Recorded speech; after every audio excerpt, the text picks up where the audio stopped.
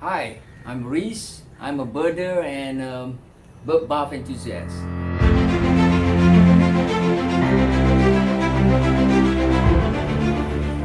Hello.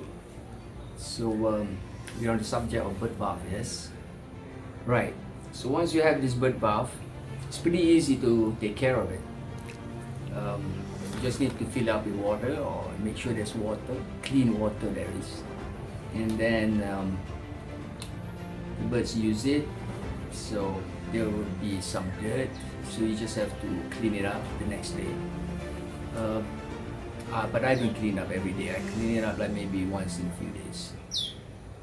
There's no issue with mosquito breeding in the water because the birds use the water, so it's never still. And plus, I water my plants every day, so I get a chance to look into the bath whether it's infested with mosquitoes or not. So pretty easy to maintain. Just clean it up a few days, but otherwise just replace the water with clean water.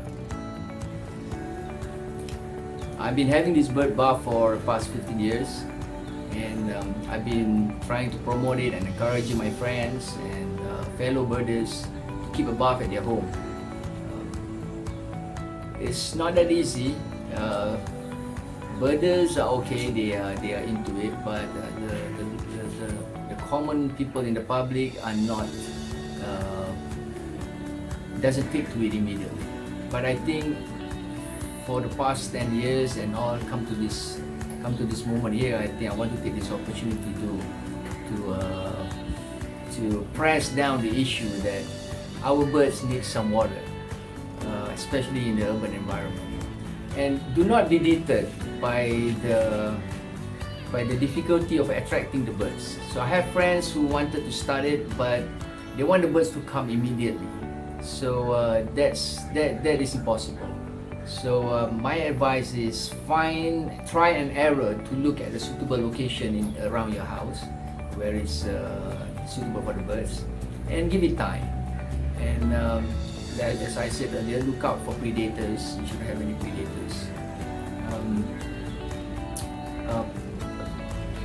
Plant some fruit trees or flower-bearing trees, because like sunbirds, they like flowers, and they usually come for the bath. Like this banana leaves here is especially loved by the sunbirds. They like to slide over it. You know, when after the rain, there's water on it, so there's a slide over it. So make sure you have those other elements like the plants, the suitable area, no predators, clean water. So all these factors should contribute to a successful bird bath.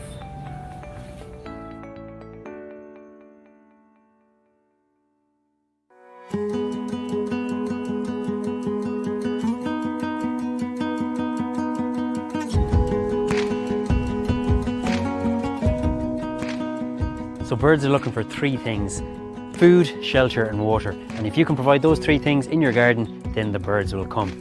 And feeding the birds is not only a great way of attracting them into your garden, but also allows you to watch them from the comfort of your own home. Watch the different species and their comings and going.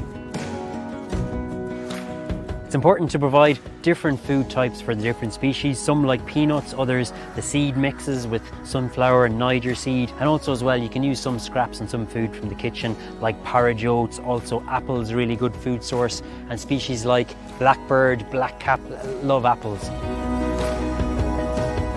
Some important tips to remember when you're feeding the birds. Firstly, you can place the feeders close to where you can see them, so the back window or the front window, and that means you can keep an eye on the different species coming and going, but also you'll be able to tell when the feeders run empty and you need to go and fill them up.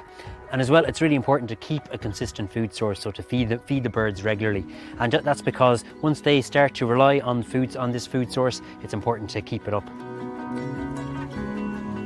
As well, good to position the feeders and the food close to where there's some cover, trees and hedgerows, so that the birds have some cover close by that they can come and go from the feeders. And as well, to make sure that you keep the feeders away from cats and from other potential predators. And really important as well, it's good to move around the feeders from time to time so that they're not in the same position for a long period of time, which means that droppings can build up on the ground underneath the feeders, and obviously some food will be knocked down and birds will be feeding on the ground, and if they're coming into contact with the droppings, that can spread disease between birds. So as well as feeding the birds in your garden like this, you can also provide them with a natural food source, and that's by having native berry producing species in your garden, the likes of holly, hawthorn, rowan and ivy, and they produce berries in autumn and winter when a food source for birds is vital. So if you have suitable trees, hedgerows and shrubs in your garden, that's already going to provide shelter and suitable nesting sites for a range of birds. But you can also give them a little bit of an extra helping hand by providing nest boxes in suitable sites. And these are examples of some of the nest boxes that you can put up. And it's important to be familiar with the type of nest box and the species that it's targeted for, and know where best to site them. And also to be very careful to keep them away from disturbance and from potential predators like cats. So this nest box is for one of our commonest nesting garden birds, and that's the robin, and other open nesting species will use this. This is for house martin, and they'll build their mud nest on this platform, on this base.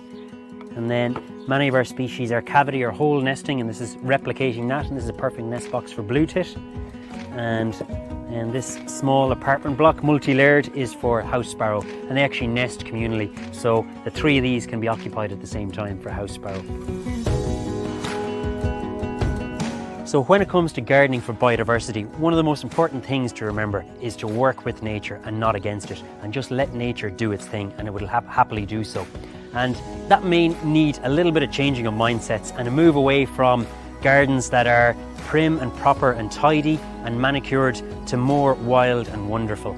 And we should judge a garden less so by how tidy it is and more so by the diversity of wildlife it supports.